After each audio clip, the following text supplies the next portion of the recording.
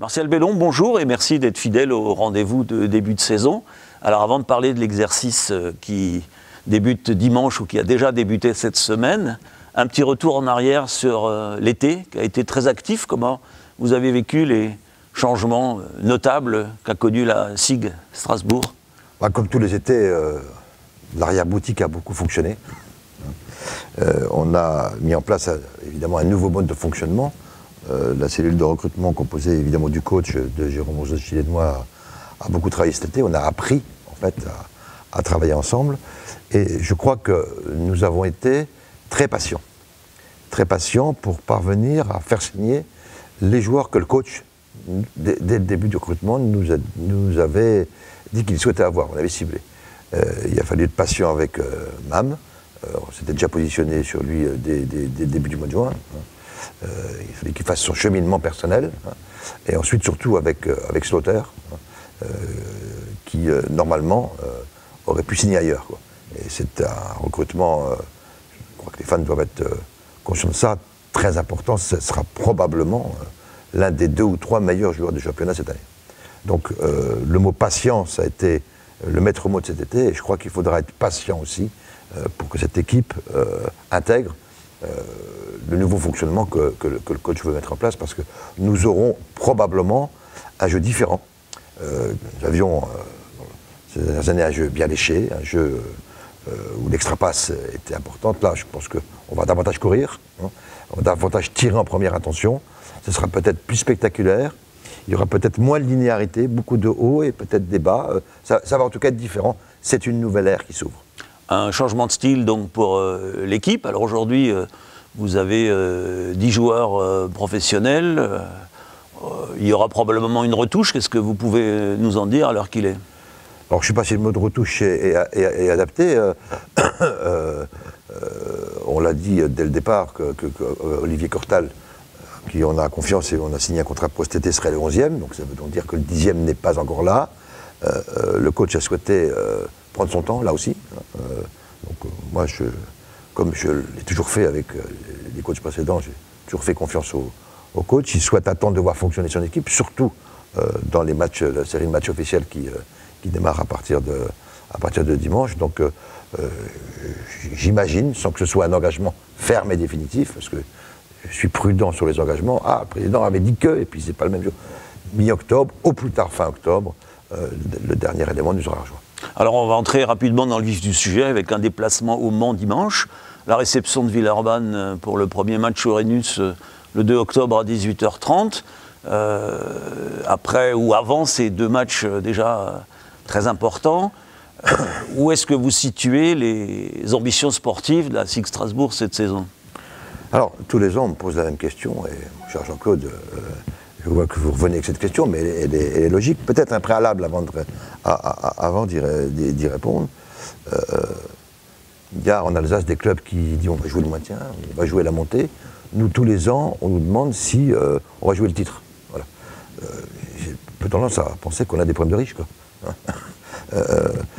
Les observateurs, et moi, depuis longtemps, cessé de faire des pronostics, hein, mais les observateurs du basket français nous situent dans les 3 ou 4 meilleures équipes sur le papier de cette saison, comme les années précédentes. C'est vrai que le dernier carré doit être un objectif pour le club, mais comme il était les précédentes saisons et comme il le sera les saisons suivantes, quant au titre, plusieurs clubs peuvent y prétendre. Hein. Il faut beaucoup d'humilité en la matière. Avoir joué 4 fois la finale, c'est déjà un exploit qu'il faut remettre à son juste niveau. Bien sûr, il y a une frustration, même si le mot est un peu fort. On va passer un très bon été. Personnellement, nous étions la meilleure équipe de la finale sans faire offense à Villeurbanne, et pourtant Villeurbanne a gagné. Bon, ça c'est le sport. Ça risque de se reproduire. Mais tant qu'on continue, comme on le fait depuis plusieurs années, à travailler, à grandir, on y arrivera bien. Moi j'ai appris dans la vie que le travail paye toujours. La SIG s'est clairement installée dans le top niveau du basket français. Elle cherche aussi à grappiller un petit peu de place dans la hiérarchie européenne. Alors cette saison, vous allez disputer la Basket Champions League de la FIBA. Qu'est-ce que vous en attendez? Qu'est-ce qu'on peut en dire aujourd'hui, à 3 semaines, je crois, début de cette compétition? Alors, plusieurs réponses à votre question. D'abord, quand j'ai rencontré plusieurs coachs européens cet été, j'ai pris conscience, je n'avais pas mesuré à ce point-là, que le club de Strasbourg représente quelque chose au niveau européen. Quand vous rencontrez un Pianigiani qui était le coach de l'équipe nationale d'Italie pendant plusieurs années, quand vous rencontrez Bakatzis, qu'on avait vu contre Novgorod cette saison, coach de l'équipe nationale de Lettonie, qui finalement, parce qu'on ne l'avait pas signé début juin, est allé à Darussafaka, adjoint de David Blatt, un très grand entraîneur du basket mondial. Je crois qu'il faut qu'on soit conscient que nous existons sur l'échiquier européen. Alors, concernant les Coupes d'Europe, il y a eu depuis plusieurs mois ce qu'il est convenu d'appeler la guerre, bien que le mot soit un peu violent, entre la FIBA et l'Euroleague. Les clubs français, lors de l'Assemblée générale de la Ligue nationale de basket, ont décidé d'être totalement solidaires derrière la Fédération française de basket et son président Jean-Pierre Suita, lui-même derrière la Fédération internationale. Quel est l'enjeu de l'organisation de ces compétitions? L'Euroleague, depuis 15 ans, organise l'Euroleague et l'Eurocoupe. C'est une société privée qui est pilotée par quelques clubs européens qui, soyons clairs, en tant qu'actionnaires, travaillent d'abord pour eux, pour leurs propres intérêts, hein, mais qui est une organisation extrêmement professionnelle. Nous l'avons pratiquée. Mais l'Euroleague change de dimension cette année, puisque ce n'est plus une Coupe d'Europe. De 24, elle est réduite à 16 clubs. Et c'est un championnat, puisqu'ils vont se rencontrer mutuellement les uns contre les autres pour faire 30 matchs. C'est-à-dire qu'il y a 8 équipes d'Euroleague en moins. L'Eurocoupe est pour l'Euroleague une espèce d'antichambre, mais en signant des clubs sur 2 ou 3 saisons, quel que soit leur classement sportif. Et c'est là que se pose, pour la FIBA, mais pour nous aussi, soyons clairs, un problème. On ne peut pas accepter durablement que des clubs soient qualifiés pour une Coupe d'Europe, nonobstant leur classement, quoi, quel que soit le classement qu'ils aient. Donc, nous pensons que ce que souhaite faire la FIBA à l'avenir va dans la bonne direction. Nous avons été solidaires entre nous, les clubs français, mais d'ores et déjà. J'annonce déjà aujourd'hui, et je l'ai dit au président de la Fédération française il y a quelques jours, avec lequel je me suis entretenu, je sais que cette opinion est partagée par les autres clubs concernés, s'il n'y a pas d'évolution positive, dans le sens que nous souhaitons, il est possible qu'à la fin de la saison prochaine, nous regardions autrement les compétitions européennes, et il faut cesser de brandir la menace d'exclusion, etc. Nous reprendrions, le cas échéant, notre liberté par rapport à cela, parce que nous devons penser à l'intérêt de nos clubs respectifs, à ce que nous voulons construire à l'avenir, mais nous ne sommes pas encore là. Compétition entre l'argent prioritaire ou les critères sportifs. Nous sommes pour le critère sportif. Pour autant, nous ne voulons pas durablement être tondus, si vous me permettez l'expression, sur l'autel de ces critères. J'espère vraiment que à la fois la FIBA et l'Euroleague parviendront, sous l'égide de la Commission européenne, puisque maintenant le dossier est au niveau de la Commission européenne, à trouver une solution. Maintenant, je voudrais dire 2 mots sur la BCL, parce que certains se sont plu à, dès le départ, considérer qu'elle n'avait aucun intérêt. Bon, je crois qu'il faut être objectif. Si les clubs allemands, qui avaient primitivement signé leur engagement en BCL, et le 27 juin, en comité directeur, Alain Béral, le président de la Ligue, nous annonçait que les clubs allemands joueraient la BCL. C'était un vendredi, ou le 24 juin, je ne sais plus exactement. Le lundi, les clubs allemands se sont désinscrits de la BCL et se sont inscrits en Eurocoupe. Que s'est-il passé pendant ce week-end? Je ferai peut-être un jour les tractations qui ont eu lieu, mais les clubs allemands, les 3 clubs allemands, le Bayern, l'Alba Berlin et Ulm, ont décidé de jouer l'Eurocoupe. S'ils avaient joué la BCL serait clairement la 2e compétition européenne. Aujourd'hui, avec les ralliements au cours de l'été, parce que les fédérations ont imposé à certains de leurs clubs de ne pas jouer l'Eurocoupe, je considère très objectivement que ces 2 compétitions sont de niveau similaire. Il y a une Coupe d'Europe 2, une Coupe d'Europe 2 bis, pas une Coupe d'Europe 3. Le premier tour ne fera pas venir au Rhenus des très grands noms, comme nous avons pu y être habitués en Euroleague, mais le 2e tour de la BCL, j'espère nous nous qualifierons, c'est un niveau élevé. Maintenant, c'est vrai que tout le monde est habitué à voir ces dernières saisons le Real Madrid, Istanbul. Regardons, nous sommes Strasbourg. nous avons joué contre ces métropoles de dimension européenne, voire mondiale. On ne peut pas, non plus tous les ans, être au plus haut niveau européen.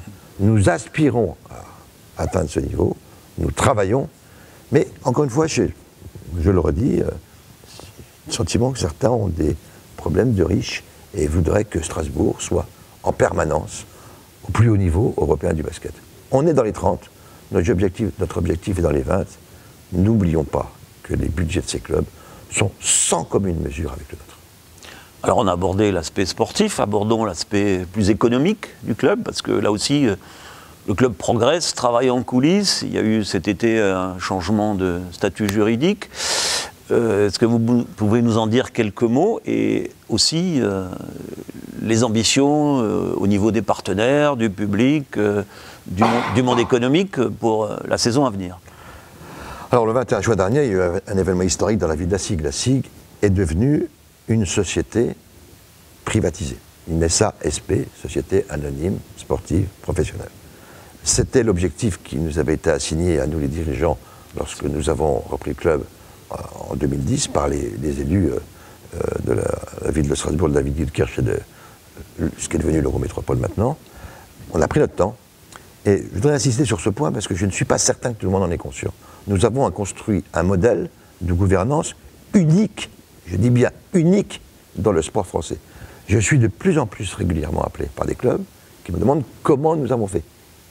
À la fois la structuration de SIG et entreprises.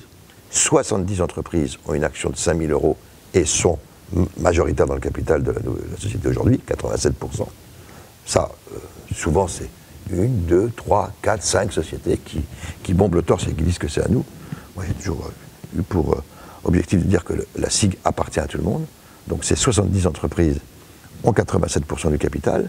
SIG et Territoire, la structure des fans, des supporters, 600 personnes qui ont acheté une action à 100 € possèdent 12% du capital, participent au conseil de surveillance, ont un regard sur les comptes, grande transparence dans ce club, grande transparence. Ce n'est pas souvent le cas dans le monde du sport professionnel, je veux vraiment le souligner. Et enfin, 1% pour les actionnaires historiques qui avaient participé à la création de la société d'économie mixte il y a un peu plus de 20 ans. Voilà, ça c'est donc un changement profond dans la gouvernance de l'entreprise. Sur le plan du partenariat, nous continuons à progresser. Nous avons, il faut probablement en surprendre plus d'un, terminé la saison avec un chiffre d'affaires de 8 millions 100. C'est du jamais vu. Jamais vu dans l'histoire de la SIG. Alors bien sûr, il y a eu un chiffre d'affaires réalisé avec la Coupe d'Europe, qui nous a d'ailleurs par ailleurs coûté très cher, on n'a pas gagné d'argent dans ce domaine. Et puis les playoffs, où là on gagne un peu d'argent, qui nous a permis de partir d'un budget initial de 6,2 millions, de terminer à 8 millions 100. Je rappelle que quand on avait annoncé, il y a quelques années qu'on voulait atteindre 7 millions, on était parti de 3,9 en juin 2010. On passait pour des doux rêveurs, ces 7 millions sont dépassés. On a annoncé l'année dernière qu'on visait les 10 millions. Là, c'était plus des doux rêveurs, c'est impossible. On s'en rapproche. Cette année, nous annonçons un budget de 6,7 millions, mais attention, les budgets que nous annonçons sont construits hors play-off et hors deuxième tour de la Coupe d'Europe. Nous sommes des gens prudents. Tout en étant ambitieux, on est prudents. On construit un budget sur ce que nous maîtrisons. Et après, évidemment, si on avance dans la compétition, on peut engager d'autres dépenses. Mais la plus grande satisfaction pour moi cet été, c'est d'annoncer que dorénavant, chaque fois que nous mettrons en vente des billets pour un match, les fans doivent savoir que 3030 places seront déjà occupées, soit par les abonnés, places sèches, comme on dit dans notre jargon, 250 abonnés en plus cette année, j'ai jamais vu dans l'histoire de la SIG, les partenaires VIP, les billets achetés par les collectivités locales pour les jeunes des clubs ou les jeunes des quartiers. Bref, quand on additionne tous ces abonnements de diverses natures, la moitié du Rhenus est déjà remplie. Ce qui peut expliquer que certains aient été frustrés, notamment pour les matchs où nous avons joué à guichet fermé, parce que, je prends l'exemple de la finale de la Coupe d'Europe, au-delà de ces places réservées, les entreprises nous ont acheté en nombre des billets. Et je l'avoue, humblement, effectivement, nous n'avions mis en vente au public que 1500 places pour la finale de la Coupe d'Europe contre Galatasaray. C'était insuffisant, on a fait beaucoup de frustrés, puisque nous avons, à cette occasion, évalué à 20 000 le nombre de demandes. Mais voilà la réalité de la SIG aujourd'hui. Nous voulons, avec mes collègues du directoire, faire un club populaire. On y arrive progressivement. Et donc la transition est plutôt facile, puisqu'on parlait de contenance du Rhenus, on parlait de capacité d'accueil, puisqu'il ne reste pas beaucoup de billets disponibles au grand public une fois que les abonnés et les partenaires sont déjà pourvus. Donc vous réfléchissez depuis pas mal de mois sur ce projet d'Arena. Où est-ce qu'on en est aujourd'hui et qu'est-ce que vous pouvez nous dire à l'heure qu'il est? Alors c'est un gros chantier. Hein. Parfois je me dis qu'on est un peu fou de s'être lancé dans une telle aventure. Au passage, j'annonce aux supporters de se dépêcher de prendre leur place pour le match de Villeurbanne, parce que l'équipe me dit qu'on pourrait être à guichet fermé contre Villeurbanne pour le premier match de saison. Bonne nouvelle. Bonne nouvelle. Sur l'Arena, les choses avancent. Je pense à la fin du mois d'octobre avec les élus, parce qu'on travaille en collaboration étroite avec la collectivité, je pense une conférence de presse pour annoncer un certain nombre de choses. J'expliquerai plus longuement l'ensemble des travaux que nous avons menés depuis le mois de mai, parce que, pour tout vous dire, c'est vrai que nous avions annoncé avec les élus ce projet d'Arena au mois de janvier. Nous avions une étude sur les commerces qui était en cours, qui nous avait été rendue en mars. Donc on attendait le rendu de cette étude. Objectivement, nous n'avons rien fait sur le sujet en avril et en mai, occupés par d'autres choses. Et nous avons repris le travail avant l'été. Très bon accueil sur le projet que nous portons. Je dirais un peu plus dans un mois. Eh ben, il ne reste plus qu'à être patient, puisque c'est le maître mot de la saison, et à souhaiter à SIG Strasbourg une excellente entrée en matière dimanche prochain au Mans. Merci. Merci, Martial.